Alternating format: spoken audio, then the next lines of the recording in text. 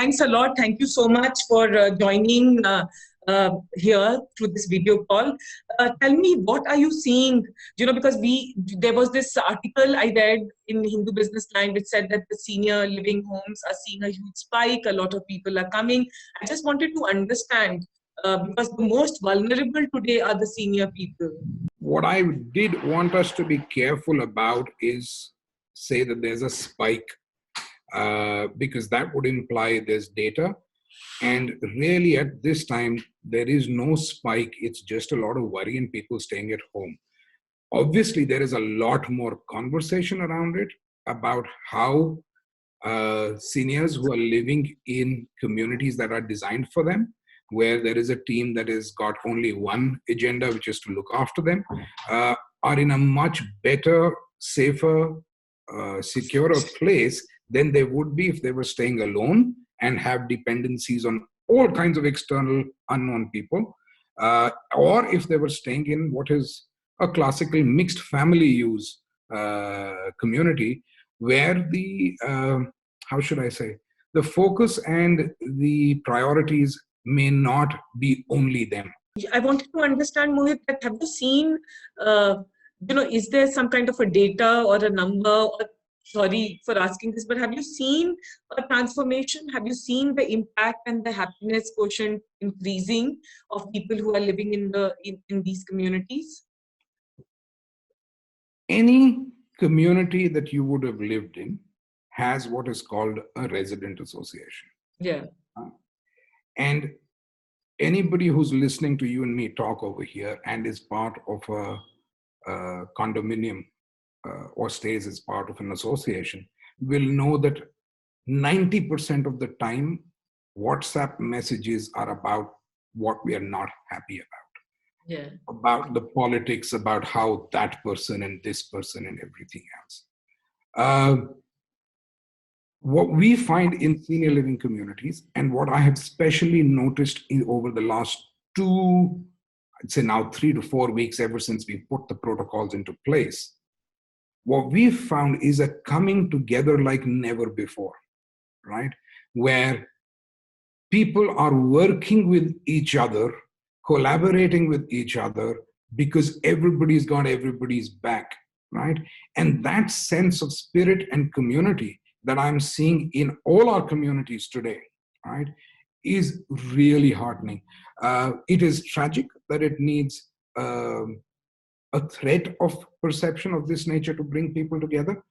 But I think what everybody is realizing is that when everybody has everybody's back, the happiness levels go up automatically.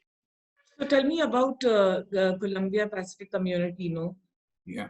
So Columbia Pacific Communities is promoted by Dan Beatty, which is a Columbia Pacific group out of Seattle.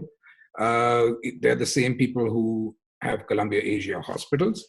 Dan Beatty's entire background and success has been in creating and expanding senior living communities in North America. When he sold his last company and set up a corpus whereby money makes money, he knew that he was going to do senior living all over the world.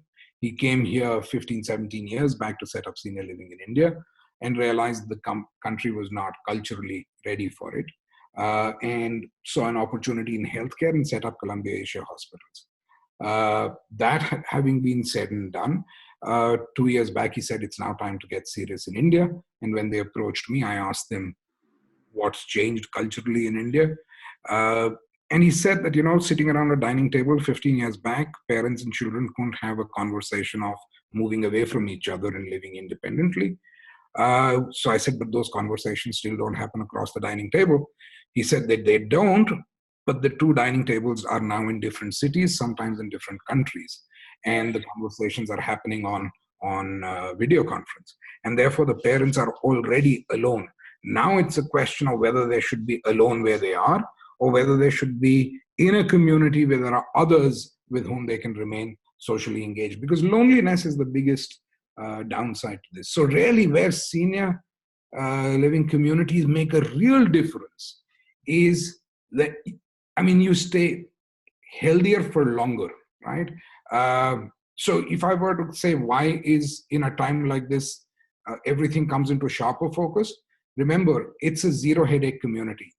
Everything that you need is brought to you by people that you know on a regular basis. Whether it's your food, whether it's your cleaning, whether it's your engineering requirements, even your delivery order is left with us and one of our people brings it to you. So you are completely in a controlled environment where everybody you interact with, it's like when they say, please quarantine yourself with your family. You are already with a family and everybody who deals with you is family, which is very different in a mixed use community. So while the first big advantage of living in a community like that is that it's zero headache and everybody is looking out. You don't have to do it, depend on anybody outside of a very known group of people. So that's a big advantage. The second big advantage is that the second big promise is that you are healthier for longer.